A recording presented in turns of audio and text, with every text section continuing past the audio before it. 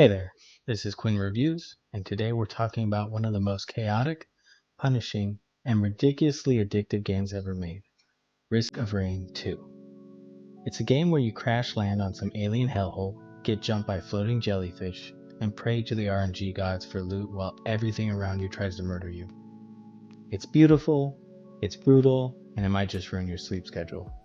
So let's dive in and talk about why Risk of Rain 2 is still one of the best indie games out there, and why it somehow makes dying over and over again feel kind of amazing.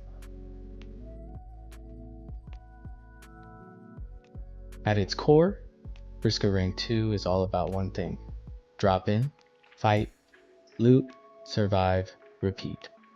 You start with a dinky little gun, no items, and about as much confidence as a wet noodle. Then you start blasting weak enemies, cracking open chests, and slowly building power. But the clock's ticking.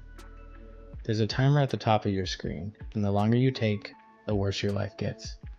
Enemies scale with time, and the nice easy difficulty bar quickly turns into you're fucked in about 10 minutes.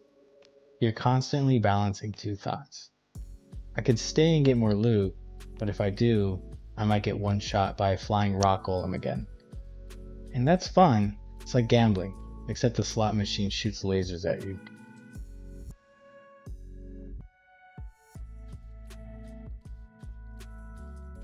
The original Risk of Rain was a tight little 2D pixel art platformer, but Risk of Rain 2 said, screw it, let's go full 3D. That decision could have gone horribly wrong, but instead it made everything better. Suddenly you're running across massive alien landscapes, dodging fireballs, and jetpacking across floating islands. The combat feels faster, more intense, and way more cinematic. It's like they took the original game, injected it with steroids, and threw you into No Man's Sky if it were run by a sadist.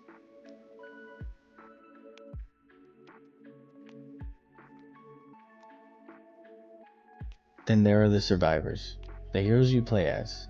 Each one completely changes how you experience the game. You start with the commando, the basic soldier dude. He shoots, he rolls, he survives. Barely. Then you unlock the huntress. She's fast, her arrows home in on enemies, and she makes you feel like a god, right until something sneezes on you and you explode. You've got the engineer who drops turrets like a paranoid dad setting up home security, the loader who grapples around the map and punches bosses into orbit, the railgunner who's basically what if a sniper caused earthquakes. Each one plays completely different, which means every run feels new. It's not just different loot, it's a whole different game.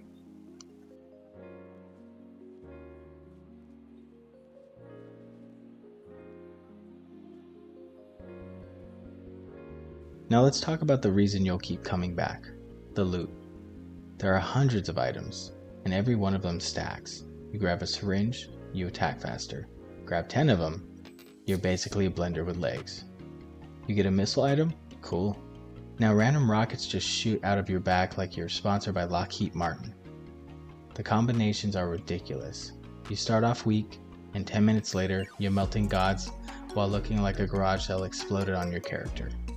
It's pure chaos, and that's exactly why it works. You don't play Risk of Rain 2 for balance. You play to become stupidly powerful and see how long it takes before the game decides to slap you back down.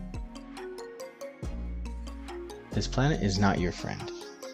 You got jellyfish that snipe you, stone golems that throw boulders the size of cars, and flying lizards that apparently have PhDs in harassment. And then come the bosses. Titans, magma worms, giant floating squids, all designed to make you question every life choice that led you here.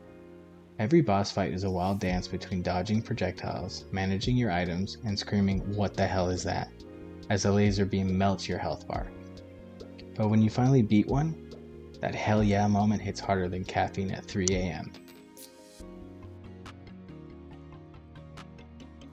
Now let's talk about the vibe. The visuals are simple, kinda minimalistic, but damn, they're gorgeous. Each level feels alien, mysterious, and weirdly peaceful, right before a flaming robot bear tries to kill you. And then there's the soundtrack. Holy shit, the music in this game slaps. Chris absolutely nailed it. It's the perfect mix of electronic, ambient, and prog rock that builds with the tension. You'll be chilling 1 minute, and the next, boom, guitars and synths explode as you're dodging 10 bosses at once. It's like your own personal Doom concert, and it never gets old. Just listen to this, dude.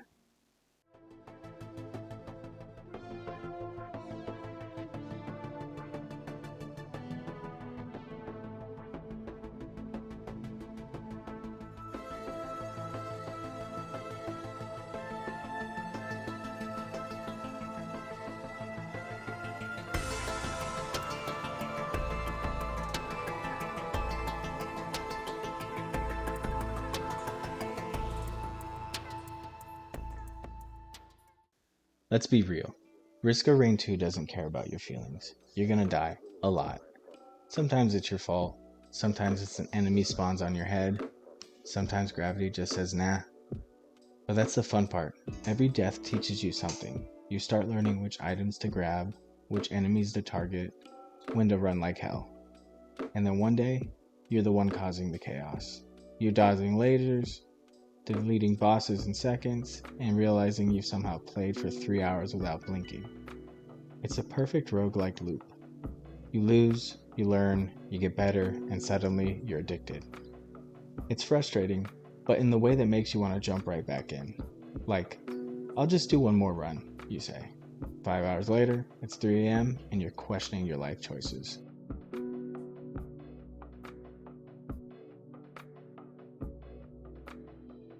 For my final review, I'm giving Risk of Rain 2 9 Qs out of 10 Qs. It could easily be a perfect score, but there are a few issues that hold it back.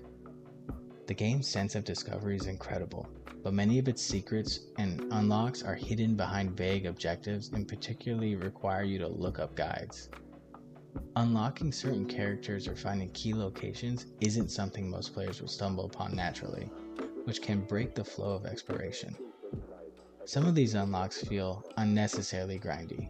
You often find yourself repeating the same levels multiple times just hoping to meet the right conditions, which can wear down the excitement that the game's core loop delivers so well. Navigating can also be frustrating. Each environment is beautiful and distinct, but finding the teleporter can sometimes feel more like a chore than a challenge. The lack of clear direction can slow down the game's pacing, especially for new players. And of course, there's the randomness factor. Sometimes you'll have an amazing run filled with powerful loot. Other times you'll barely get anything useful and be a huge disadvantage from start. That unpredictability is part of the game's charm, but it can also make certain runs feel unfair and unrewarding. Despite these issues, Risk of Rain 2 remains an exceptional experience. Its fast-paced gameplay, deep item synergy, and atmospheric presentation makes it one of the most replayable roguelikes out there. The flaws are there, but they don't overshadow the brilliance of its design. So why is Risk of Rain 2 still one of the best indie games out there?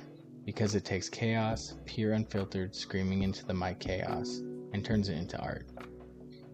It rewards skill, creativity, and a little bit of masochism. Every run is unpredictable, every victory feels earned, and every death somehow feels like progress. It's fast, it's punishing, it's gorgeous. And it might just make you yell holy shit more times than any other game. If you haven't played it yet, do yourself a favor. Grab a coffee, accept you're not sleeping tonight, and embrace the chaos. Hey there, this is Quinn. As always, thank you for watching. Please like and subscribe, and leave a comment of any games you want me to review. Thank you. Bye-bye now.